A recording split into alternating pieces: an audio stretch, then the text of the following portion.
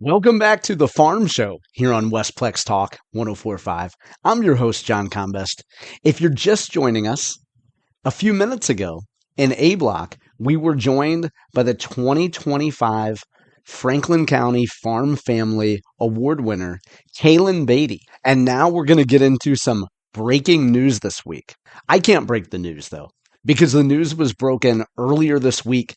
This week in Missouri politics, hosted by Scott Faughn and the team of Kelton Turner and Jake Crozen, broke the news about leadership in Missouri Soybean Association.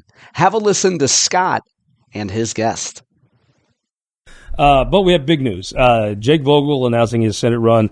Interesting. Now we have a huge development, especially if you live in rural Missouri.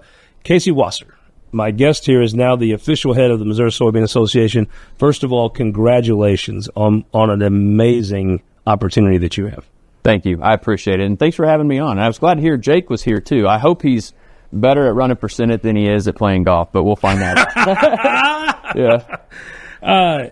It is the Missouri Soybean Association. I mean, we all know, even if there may be some people that aren't as plugged into politics that would see ag groups and they might name one or two other. I really believe the association's had the most influence over state policy in recent years is the Soybean Association. Thank you. You know, the thing that a lot of people don't know, that I didn't know even before I started with Missouri Soybean, was that it is the biggest cash crop in the state of Missouri. I mean, we've got about 5.8 million acres of beans. The next closest is going to be your corn at about 3 million acres. And that's part of the diversity in our state. You know, you were just down in southeast Missouri and you got to see cotton and rice and peanuts and all these different things. But soybeans on a lot of acres down there. It's a good rotational crop. And so it means a lot for the state. And I think our policymakers have realized that, you know, made some reforms that are good for our members. Well, they only realize it because you've got it in front of them. Yeah. Everybody's competing for that attention. The state has realized it because you've led the effort to put it in front of them. Scott and Casey then talked a little bit about the former president of the Missouri Soybean Association, as well as a well-known gentleman that led Casey to the Missouri Soybean Association. Have a listen. Yeah, they had a good run. Let's talk about the association was led for, I guess, the better part of a decade by Gary Wheeler. Yep.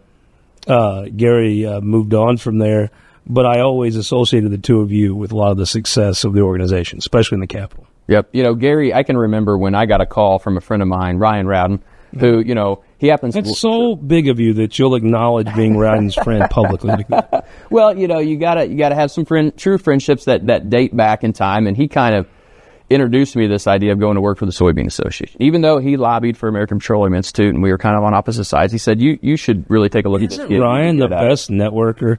Really, people should go to Ryan for career counseling because he's such a good guy. Yeah. But he is always thinking of other people and when I really, you should think about this and this. And just a quality guy. That's who introduced me to Gary. And so I can remember interviewing with Gary. In about 15 minutes, he offered me the job. And I said, well, let me talk to my wife, you know. And so I called him back a couple days later and said I'd love to go to work for the soybean farmers. And so, you know, he mentored me a lot over the last 10 years, and I saw some of the things. He's one of those guys that will push you and your organization as far as you're willing to go as a board. And with the research that we do up in Columbia, the investments he's made into infrastructure, those are going to have lasting impressions on the soybean farmer. And you saw that through his partnerships with the university and what he can do with public breeding. I think Gary will have a tremendous legacy when people look back on the modernization of the Soybean Association and really other ag groups now, frankly, copying some of the successes that you and Gary had. Let's talk about the university for a second, though. Yeah. We got Truman out here. Yeah. There was a time where it was, I mean, from the outside looking in, it almost looked contentious between the major ag groups doing the research and the university. There was just drama and problems. It feels like today there's a lot less of that. There is. And so with my background being in policy, when I took over as chief operating officer about 3 years ago, one of the things that I dove deep into was the relationship that the soybean farmers have with their land-grant university. And a lot of people don't know we spend a couple $1 million a year with the University of Missouri doing agronomic research. And I think we're we're in a positive spot right now for a lot of different reasons. One is, Moon Choi, I think, is one of the best at providing a clear mission and vision for the university and understanding who their partners are and who helps drive their mission forward. And he knows that's soybean farmers.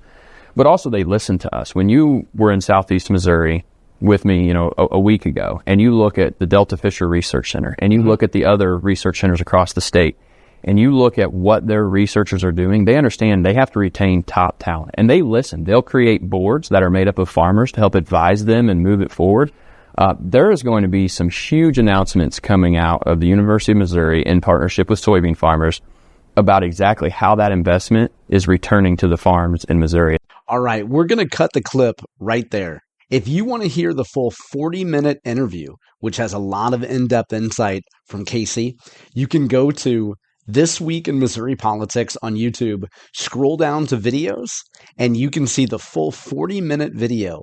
Casey Wasser, brand new CEO of the Missouri Soybean Association, visiting with Scott Faughn on This Week in Missouri Politics.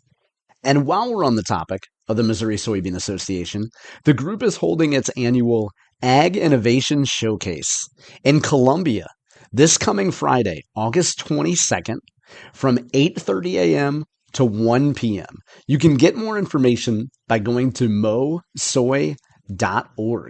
And at the Soy Innovation Field Day, one of the groups we'll see is Greenfield Robotics. Today we are joined by the head of business development for Greenfield Robotics, Jared Brown. Jared, welcome to the Farm Show.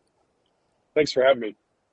So if folks go back and look at your long, extensive resume in agriculture, you've worked for some of the most well-known names in agriculture. You've worked for some really aggressive, dynamic young companies, including some that have been gobbled up by global conglomerates.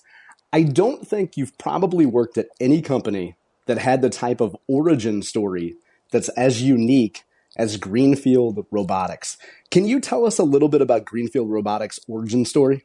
Yeah, great question, John. And you're absolutely right. I've never worked for a company that started out in a similar capacity. I think most startups start up with the intention of building some big company and making a lot of money on an exit, and that's not how Greenfield started. Greenfield started from our founder is a third generation farmer, and it really started with the mission of eliminating chemicals, and that was because of the impact that they believed chemicals had on his father, who was diagnosed with Parkinson's. And so from the very beginning of Greenfield, it started a very mission purpose, and that was to eliminate chemicals in our food. And so it's really exciting. It's a very big challenge, but here we are. What is this, 6 years down the line, and we're really starting to scale now and help farmers, farm without chemicals, or at least with reduced chemical usage. Last week we talked and we were previewing the Ag Innovation Showcase, and there's two companies that will be featured. One of them is AGI Bin Manager, and the other one is Greenfield Robotics. What can folks expect to see next Friday at the Innovation Showcase in Columbia? Yeah, so we're going to be out there. Unfortunately, I don't believe we'll be operating robots in a field, just because everything's pretty mature there as far as crops go. But we will have a robot there that will be moving around and people can observe. Our field operations manager, Aaron Lacey, will be in attendance to answer questions about Greenfield, and you'll have the ability to set up meetings with myself as well. I won't be in attendance, but yeah, we're just going to be there to field questions and talk about the things that we're doing with Missouri Soy, and it'll be a lot of fun. Earlier in the year, you appeared on the Ag Inspo podcast, and I would suggest folks go take a look because they have a lot of really great footage of what your technology is able to do. And they ask, of course, the question that you probably get a lot, Jared, which is about the affordability of this technology. And I think you made a surprising point in there about the potential for cost effectiveness because people just assume that robots are prohibitively expensive. Can you touch a little bit on how this technology could actually save growers money? Yeah, I mean, our goal is we don't want to cost farmers more money. They're squeezed too much as it is. Margins are thin, and if you look at the traditional trajectory of like farm equipment, the the price chart just goes up. It never goes down. It's just always up. And we like the TV model, so that graph that goes down as the technology gets better. If you think about how big screen TV started, they were thousands of dollars For sure, and now they're hundreds and they're better. And we think we can get to something similar there. But yeah, the idea is that not that we're trying to, the full purpose is to save farmers money, but we don't want to cost them money. What we want to do is eliminate chemicals in our food supply. And the idea with the robot is that the more you use it, the more your cost per acre is driven down. And that's why we've branched out into other things with our robots. So not only do they cut weeds today, they also foliar feed. And so that's one more function that bot can do in the field that will drive your cost per acre down. But our goal is to get that cost per acre down to $5 a pass. That's not going to be this year, but you can expect, if you're spending anywhere between 80 and some guys spend 110 an acre managing weeds and soybeans. If you're spending that, it's not going to cost you more to run the robot, especially if you spread that cost over a period of time of like 5 years. And you've explained before the space requirements here, and to what type of field or what type of spacing are required with the Greenfield Robotics robots? Yeah, so we started in Kansas on dry land, and most of the dry land, soybeans and corn around here is 30 inches. So, and milo. And so they're designed for 30-inch crop rows, and we can do greater than 30 inch, just not smaller. It's really crop agnostic. The type of crop doesn't matter. It's just as long as there's enough space for that robot to cut, down in the alley between rows. If you're just joining us, you're listening to The Farm Show. We're visiting right now with Jared Brown. He's the head of business development at Greenfield Robotics. They'll be at the Ag Innovation Showcase at the Missouri Soybean Association location in Columbia. Jared, you've talked before about a lot of times when people hear robots in agriculture, particularly in weed management, they think of cultivation or they think of a light beam that would fry a weed or something that would electrocute or set fire to a weed. We've heard before in weed management that there's no such thing as a weed that's resistant to steel. What really is the advantage of your technology versus some of these experimental, fire or electrocution type robots? Yeah, I mean, I think that a lot of those, that technology has its place and it can be effective. The challenge is we started in traditional no-till settings, dry land, no-till, and so you have a lot of weed pressure. And if you try to control those weeds with a laser, it's just not going to work. They do work in heavily cultivated fields, especially crop. I've watched them work, and they work well. But the differentiation with Greenfield Robotics is that we're just cutting. So we're cutting the weeds right above the ground.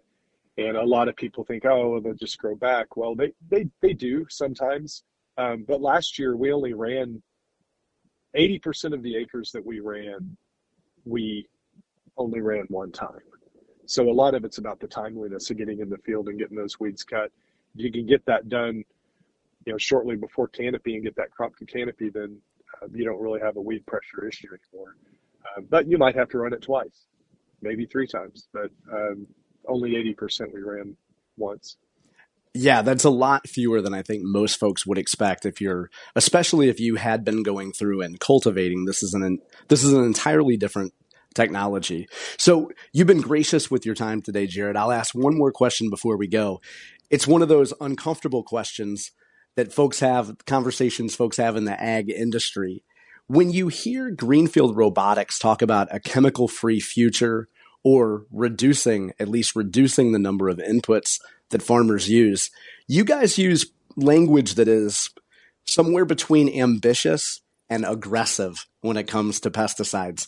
So my question is, when you meet with ag groups, do you get a lot of pushback from those traditional agrochemical companies about the language you use in reducing inputs? Or would you say that most of these agribusiness giants actually see the writing on the wall and embrace a reduction in inputs?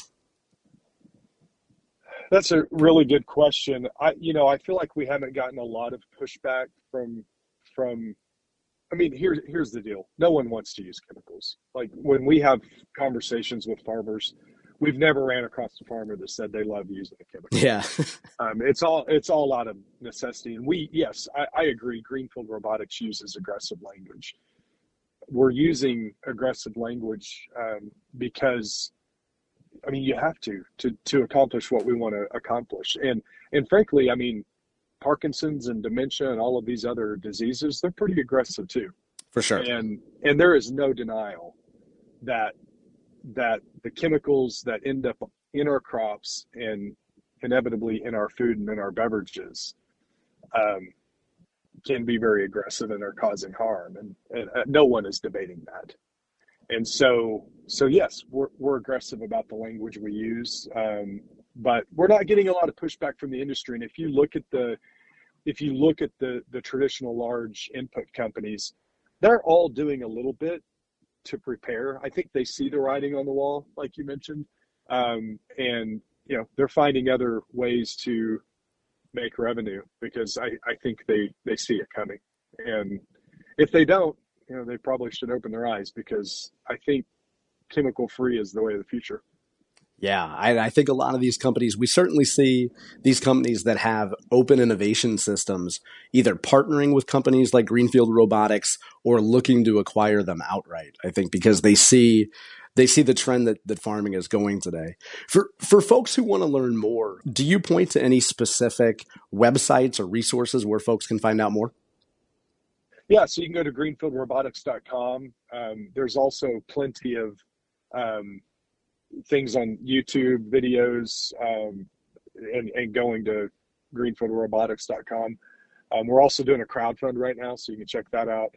That information is all on the website as well. And you fill out a form if you want more information. That data doesn't go into a black hole. It ends up in my mail, in my inbox, and you'll get a meeting link to set up a meeting to talk to me personally if you're interested in learning more as a farmer. So that's fantastic. Well, folks can meet representatives of Greenfield Robotics in Columbia on August 22nd. You can find out more by going to mosoy.org. Jared, thanks for joining us today. Thank you, John. Appreciate it. You're listening to The Farm Show on Westplex Talk 104.5. We'll be back right after this.